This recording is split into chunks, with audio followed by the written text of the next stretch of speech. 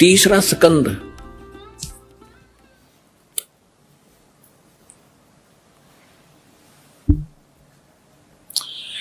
ये गीता प्रेस गोरखपुर से प्रकाशित है, ये देखिएगा। इसके ये सचित्र मोटा टाइप, केवल हिंदी, संपादक हनुमान प्रसाद पोदार, चिमनलाल गोस्वामी। और ये यहां से प्रकाशित है, मुद्रित और प्रकाशित। ये गीता प्रेस गोरखपुर से है। गीता भवन कार्यालय कोलकाता का संस्थान, गीता प्रेस गोरखपुर। इसके 123 पृष्ठ पर ले चलते हैं आपको, बिल्कुल 2 मिनट में सारी कहानी समझ में आ जाएगी। 123 पृष्ठ पे ये तीसरा स्कंद। भगवान विष्णु अपनी माता दुर्गा की महिमा स्तुति करते हुए, उनकी स्तुति करते हुए बोल रहे हैं, तुम शुद्ध स्वरूपा हो, यह सारा संसार तुम इसे उद्भासित हो रहा है। मैं ब्रह्मा और शंकर, हम सभी तुम्हारी कृपा से विद्यमान हैं। हमारा आविर्भाव माने जन्म, तिरोभाव माने मृत्यु।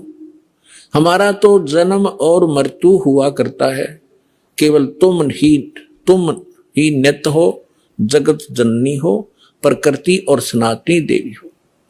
ये प्रकृति शब्द याद रखना कि दुर्गा को प्रकृति भी कहते हैं।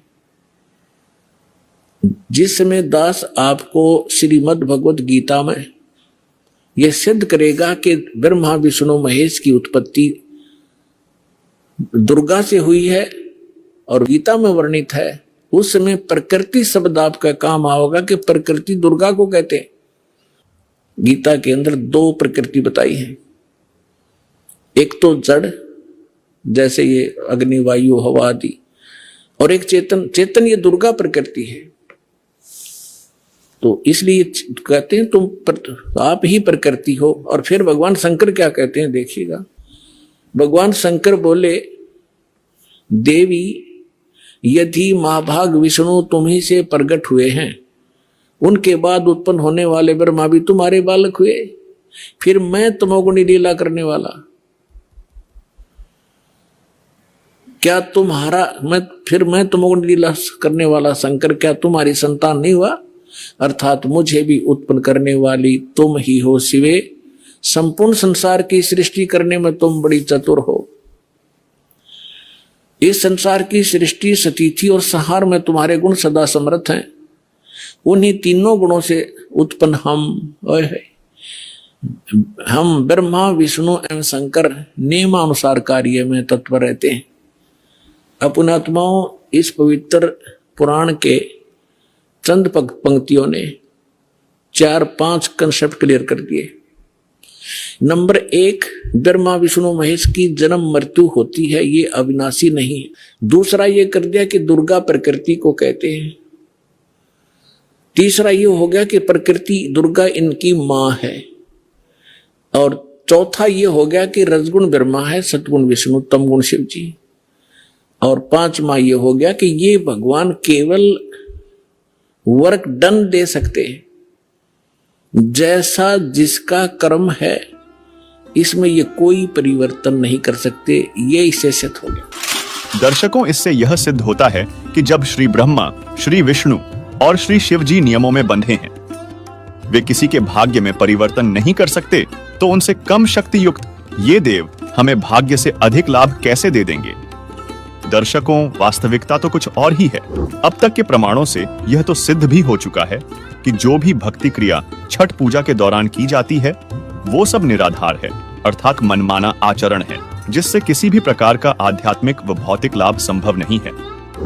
ये सर्व लाभ केवल पूर्ण परमात्मा ही दे सकता है। इसलिए छठ पूजा के दौरान हमें यह समझना होगा कि मनमाने आचरण से नहीं, बल्कि परमात्मा की सच्ची उपासना से ही हम अपने जीवन की समस्याओं का समाधान और सुख की प्राप्ति कर सकते हैं।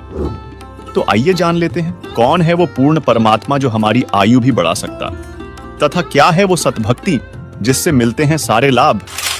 सवाल नंबर 4। अब तक के प्रमाणों से स्पष्ट हुआ कि छठ पूजा की लोक मान्यताएं और क्रियाएं निराधार हैं। तो अब सवाल उठता है, वास्तविक सनातनी पूजा क्या है और कौन है वह सर्वज्ञ परमेश्वर जो साधक को हर इच्छित लाभ प्रदान कर सकता है? दर्शकों, अब तक आपने जो प्रमाण देखे उससे यह भी स्पष्ट होता है कि छठ पर्व पर की जाने वाली सारी क्रियाएं हमारे सनातन धर्म के बिल्कुल विपरीत हैं, अर्थात मनमाने ढंग से अपनाई गई क्रियाएं हैं, क्योंकि इनका किसी भी शास्त्र में प्रमाण नहीं है। तो वास्तविक सनातनी पूजा क्या है? आइए प्रमाण सहित विस्तार से जानते हैं। मनु और सतरूपा दोनों सत सुकृत रूप में सतयुग में प्रकट कबीर परमात्मा से दीक्षा लेकर आदि सनातनी पूजा करते थे। गीता जी में भी यही प्रमाण है, जिसमें लिखा है कि ओम तत् सत इति निर्देशः ब्राह्मण त्रिविधः स्मृतः ब्रह्मणा तेन वेदा च यज्ञा च विहिता पुरा। भावार्थ है कि सृष्टि अर्थात सतयुग के आदिकाल में ब्राह्मण ऋषि जन ओम तत् सत मंत्रों का जाप करते थे, जो कि सच्चिदानंद घन ब्रह्म के नाम कहे जाते हैं। काल ब्रह्म ने बाद में मनु और सतरूपा को चारों वेदों वाला ज्ञान प्रदान किया और ओम नाम जाप करने का विधान बताया। काल ब्रह्म से भ्रमित होकर मनु और सतरूपा ने सत सुकृत रूप में आए कबीर देव के ज्ञान को मानने से इनकार कर दिया और उनको वामदेव कहने लगे। इसकी पूर्ण जानकारी संपूर्ण सृष्टि रचना वीडियो में विस्तार से बताई गई है, जिसका लिंक डिस्क्रिप्शन बॉक्स में दिया गया है। आइए आपको सबसे पहले वो प्रमाण दिखाते हैं जिसमें ये स्पष्ट हो जाएगा कि मनु और सतरूपा सत सुकृत रूप में आए कबीर परमात्मा से प्राप्त आदि सनातनी भक्ति के मंत्र जाप करते थे। रामचरितमानस के बालकांड के दोहा नंबर 143 पर गौर कीजिएगा, जिसमें लिखा है कि 12 अक्षर मंत्र पुण्य जपहि सहित अनुराग वासुदेव पद पंकरहु दंपति मण अति लाग। अनुवाद किया है कि मनु और सतरूपा 12 अक्षर मंत्र का प्रेम सहित जप करते थे। दर्शकों, यहाँ मंत्र जाप करने के बारे में कहा गया है, जबकि अनुवादकर्ता ने ओम नमो भगवते वासुदेवाय को 12 अक्षर मानकर अनुवाद में लिख दिया। हिंदू धर्म के धर्मगुरु इसी ओम नमो भगवते वासुदेवाय को 12 अक्षर मंत्र बता रहे हैं। देखिए। और मैं जिस मंत्र की आज बात करने वाला हूँ वो है ओम नमो भगवते वासुदेवाय। और इस मंत्र को 12 मंत्र क्यों कहा जाता है, तो आप इस मंत्र के प्रत्येक अक्षर को अगर गिने तो ओम नमो भगवते वासुदेवाय यानी 12।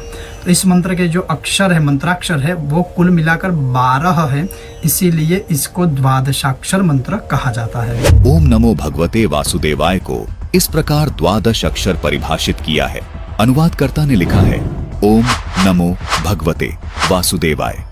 अब अगर अक्षरों को गिना जाए तो पहला अक्षर है ओम, जिसमें अक्षरों की संख्या है 1। इसी प्रकार नमो कुल अक्षर 2, भगवते कुल अक्षर 4, वासुदेवाय कुल अक्षर 5। इसको जोड़ने पर कुल अक्षर 12 होते हैं।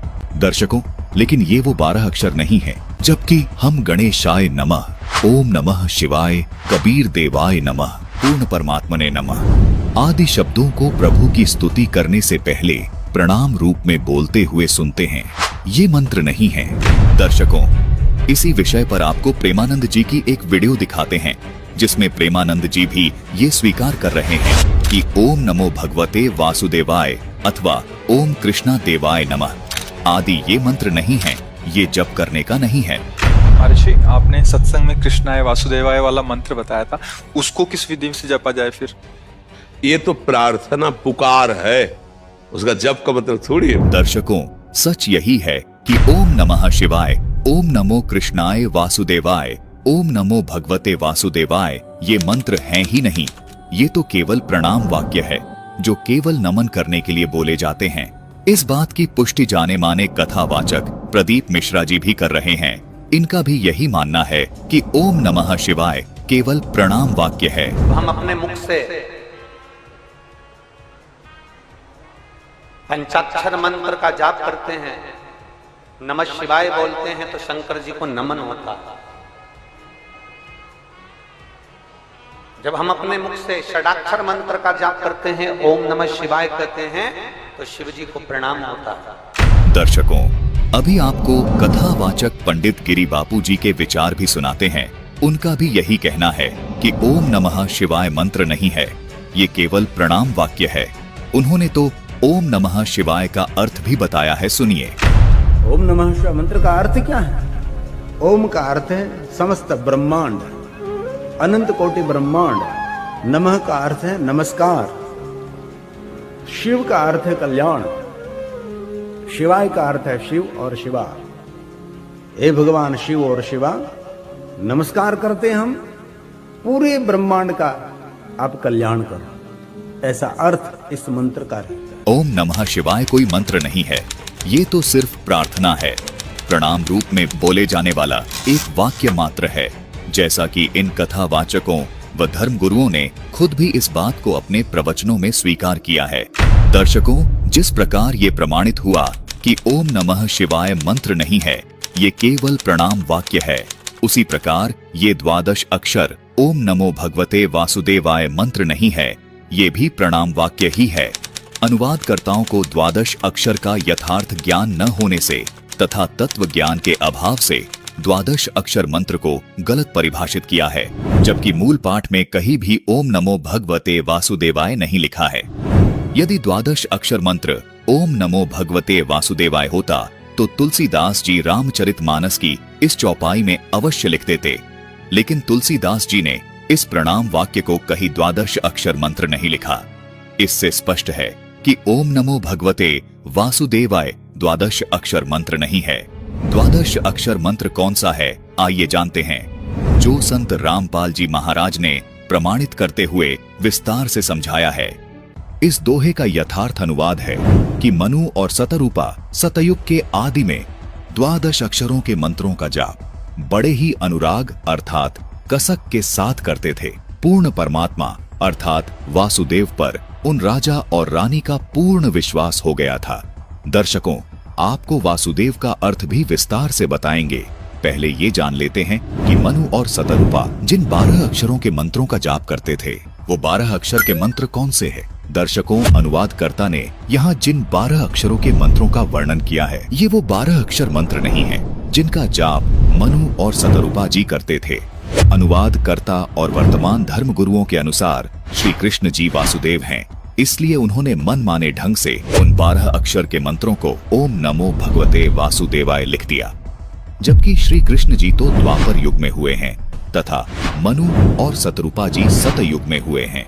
आइए आपको विस्तार से बताते हैं वो 12 अक्षर मंत्र अर्थात वो 12 अक्षर मंत्र कौन से हैं जिनका जाप मनु और सतरूपा जी करते थे। दर्शकों, पहले आपको हिंदू धर्म के 2 शीर्ष शंकराचार्यों के विचार सुनाते हैं, जिनमें एक हैं श्री निश्चलानंद जी और दूसरे हैं श्री माधवाचार्य जी। आइए पहले श्री निश्चलानंद जी के विचार सुनते हैं। एक ही परमात्मा सृष्टि के प्रारंभ में स्वयं को 5 रूपों में व्यक्त करते हैं। उत्पत्ति नामक कृत्य का निर्वाह करने के लिए स्वयं को हिरण्यगर्भ ब्रह्मा बना देते हैं, या हिरण्यगर्भ ब्रह्मा के रूप में व्यक्त होते हैं। स्थिति नामक कृत्य का पालन, रक्षण नामक कृत्य का निर्वाह करने के लिए वे विष्णु के रूप में, श्रीमन नारायण के रूप में स्वयं को प्रकट करते हैं। संहार नामक कृत्य का निर्वाह करने के लिए शिव के रूप में प्रकट करते हैं। निग्रह नामक कृत्य का निर्वाह करने के लिए, कृत्य माने कार्य, शक्ति के रूप में स्वयं को व्यक्त करते हैं। अनुग्रह नामक कृत्य का निर्वाह करने के लिए गणपति या गणेश के रूप में स्वयं को प्रकट करते हैं। श्री निश्चलानंद जी ने बताया है कि काल ब्रह्म के लोक में इन मुख्य 5 देवी देवताओं ने काल ब्रह्म की सारी व्यवस्थाओं को संभाला हुआ है। ये 5 देवता मुख्य तौर पर हिंदू धर्म में पूजे जाते हैं। आइए अब आपको शंकराचार्य माधवाचार्य जी के भी विचार सुनाते हैं, जिसमें वे भी स्वीकार कर रहे हैं कि हिंदू धर्म में मुख्य तौर पर इन पंचदेव की भक्ति होती है। सुनिए माधवाचार्य जी के विचार। आप जी का इष्ट देव कौन है? इष्ट देव तो कोई भी हो सकता है। हम सभी हम तो पंच देव उपासना करते हैं, 5 देवता होते हैं। तो दर्शकों, देखा आपने, दोनों ही शंकराचार्यों जी ने ये बताया है कि हिंदू धर्म में इन पंच देवों की भक्ति का प्रावधान है। वे पंच देवता इस प्रकार हैं: ब्रह्मा जी, विष्णु जी, शिव जी, देवी दुर्गा जी और गणेश जी। दर्शकों, शंकराचार्य जी बिल्कुल सही बता रहे हैं। कि ये पंचदेव काल ब्रह्म के लोक की व्यवस्था को संभालते हैं। ये देवता प्रत्येक मनुष्य के शरीर में बने कमलों में विराजमान रहते हैं। इसलिए भक्ति साधना में इन पंचदेव का विशेष स्थान है। दर्शकों, अब आपको इन देवी देवताओं की यथार्थ स्थिति के बारे में बताते हैं। विडंबना है कि कुछ धर्म गुरु तो इन देवी देवताओं के अस्तित्व को ही नहीं मानते और कुछ धर्म गुरु इन देवी देवताओं को ही फाइनल गॉड अर्थात पूर्ण परमात्मा माने बैठे हैं। संत रामपाल जी महाराज ने इन देवी देवताओं की स्थिति को बिल्कुल प्रमाणित और सही बताया है। दर्शकों, आज तक हमारे धर्म गुरुओं ने हमें यही बताया था कि भगवान श्री कृष्ण उर्फ विष्णु जी, ब्रह्मा जी, शिव जी से ऊपर कोई भगवान नहीं है। वो अखिल ब्रह्मांड के स्वामी है। दर्शकों, पहली बात तो ये है कि ब्रह्मा, विष्णु और महेश ये अखिल ब्रह्मांड के स्वामी नहीं है, न ही 3 लोक के स्वामी है, बल्कि 3 लोकों में एक एक विभाग के अधिकारी हैं। ये सब आप अच्छे से जानते ही हैं कि रजगुण विभाग के ब्रह्मा जी, सतगुण विभाग के विष्णु जी और तम गुण विभाग के शिव जी अधिकारी हैं। जैसे एक राज्य में एक मुख्यमंत्री होता है तथा अन्य मंत्री भी होते हैं। मान लीजिए कि एक राज्य में 23 जिले हैं। उन सब जिलों के ऊपर अलग अलग विभागों का एक एक मंत्री भी होता है। दर्शकों, वो मंत्री उस पूरे राज्य में एक विभाग का मंत्री होता है। उस मंत्री को पूरे राज्य का स्वामी नहीं कह सकते। इसी प्रकार इस ब्रह्मांड रूपी राज्य में 14 लोक अर्थात जिले जानो, और उन 14 जिलों में से इन 3 जिलों में यानी 3 लोकों स्वर्ग लोक, पाताल लोक और पृथ्वी लोक में एक एक विभाग के मालिक हैं। ब्रह्मा, विष्णु, महेश यानी इन 3 लोकों में ब्रह्मा जी का विभाग है रजोगुण, जिससे जीवों की उत्पत्ति होती है। विष्णु जी का विभाग है सतोगुण, जिससे जीवों का पालन पोषण होता है। और शिव का विभाग है तमोगुण, जिससे जीवों का संहार होता है। इन तीनों देवताओं के पिता, जिसको ब्रह्म कहते हैं, जो क्षर पुरुष है, उसको इस ब्रह्मांड का यानी इस राज्य का मुख्यमंत्री जानो। दर्शकों, ये ब्रह्म क्षर पुरुष यानी मुख्यमंत्री अपने पास इनमें से कोई भी विभाग कभी भी रख लेता है। अर्थात ये सभी विभाग इसी ब्रह्म के अंतर्गत आते हैं, क्योंकि ये ब्रह्मांड यानी प्रांत का भी मालिक होता है। इसी प्रकार ये ब्रह्म इन तीनों देवताओं के ऊपर स्वामी है। इसीलिए ये काल ब्रह्म क्षर पुरुष इन तीनों देवताओं का रूप बनाकर इस ब्रह्मांड की व्यवस्था को भी संभालता है। यही काल ब्रह्म कभी विष्णु का रूप बनाकर, तो कभी शिव का रूप बनाकर, कभी ब्रह्मा का रूप बनाकर इस ब्रह्मांड में मौजूद 14 लोकों की व्यवस्थाएं संभालता है। जबकि ब्रह्मा, विष्णु, महेश केवल तीनों लोकों में एक एक विभाग की व्यवस्था संभालते हैं। हमारे धर्म गुरु गलतफहमी के कारण विष्णु जी को सर्वेस्वा मानकर ये धारणा बनाकर बैठे थे कि विष्णु ही शिव बन जाता है, विष्णु ही ब्रह्मा बन जाता है। कभी शिव के बारे में ये धारणा बना लेते थे कि शिव ही ब्रह्मा बन जाता है, शिव ही विष्णु बन जाता है। कहते थे कि ये तीनों देवता एक ही हैं, इनमें कोई फर्क नहीं है। जबकि ये सब कलाबाजी उस काल ब्रह्म की है, जिसने प्रतिज्ञा कर रखी है कि मैं कभी किसी के सामने प्रत्यक्ष रूप से सामने नहीं आऊंगा, जिसका प्रमाण गीता अध्याय 7 के श्लोक 24 और 25 में मिलता है, जिसमें ये काल ब्रह्म खुद स्वीकार करता है और श्री कृष्ण जी में प्रवेश करके अर्जुन को बताता है कि यह बुद्धिहीन जन समुदाय मेरे अनुत्तम नियम से अपरिचित हैं कि मैं कभी भी अपने वास्तविक रूप में किसी के सामने प्रकट नहीं होता, अपनी योग माया से छुपा रहता हूँ। इसलिए मुझ अव्यक्त को मनुष्य रूप में आया हुआ अर्थात कृष्ण मानते हैं। अपने इस अनुत्तम नियम के कारण ही ये अपने पुत्रों का रूप बनाकर इन 14 लोकों में सब कार्य करता है। काल ब्रह्म ने अव्यक्त रहने की प्रतिज्ञा कब और क्यों की, ये तत्व ज्ञान केवल संत रामपाल जी महाराज ने ही प्रमाणित करके बताया है। कृपया संत रामपाल जी महाराज द्वारा बताई गई संपूर्ण सृष्टि रचना की इस वीडियो को अवश्य देखिए, जिसका लिंक हमने डिस्क्रिप्शन बॉक्स में दे दिया है।